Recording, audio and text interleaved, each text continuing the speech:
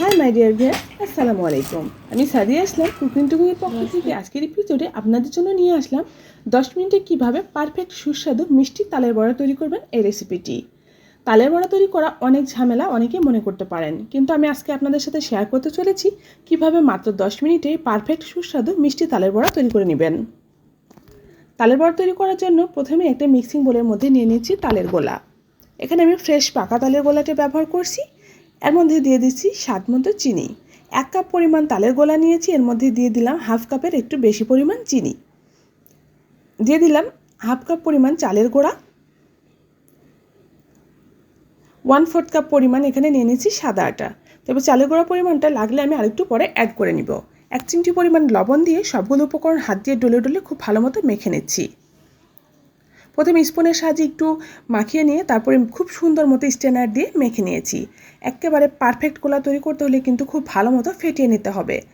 Hand weeks দিয়ে খুব ভালো মতো ফেটিয়ে গোলাটা তৈরি করে নিচ্ছি। মিষ্টির পরিমাণটা চেক করে দেখছি, লাগলে প্রয়োজন মতো অ্যাড করে দেওয়া যাবে। গোলাটা কেমন হয়েছে আমি একটু দেখিয়ে দিচ্ছি। মিষ্টি বড়া তৈরি করার জন্য কিন্তু এরকম পারফেক্ট একটা গোলা তৈরি করতে হবে। গোলাটা চামচে করে উপরের দিকে ধরলে কিন্তু এরকম পারফেক্টভাবে স্মুথলি নিচে পড়ে আসছে। বড়াগুলো ভাজার জন্য চুলায় তেল দিয়ে দিলাম। তেলটা কিন্তু ভালো মতো গরম করে নিয়ে তারপর বড়াগুলো ভাজতে হবে। একটু ব্যাটারের মধ্যে দিয়ে দেখছি তেলটা পারফেক্ট হয়েছে কিনা। যখন ব্যাটারের পাশে এরকম বুদবুদের মতো তৈরি হবে এবং ব্যাটারটি উপরে ভেসে উঠবে, তখন বুঝতে হবে বড়ার জন্য তেলটা গরম হয়ে গেছে। একটু একটু করে বড়ার মিশ্রণ এখানে অ্যাড করে দিচ্ছি। ব্যাটারটি হাতের মধ্যে নিয়ে অল্প অল্প করে ছেড়ে দিতে হবে। আমি কয়েকটি বড়া এখানে বসিয়ে দিয়েছি। তারপরে চুলার আঁচ মিডিয়াম হিটে রেখে বড়াগুলো ভেজে নিচ্ছি।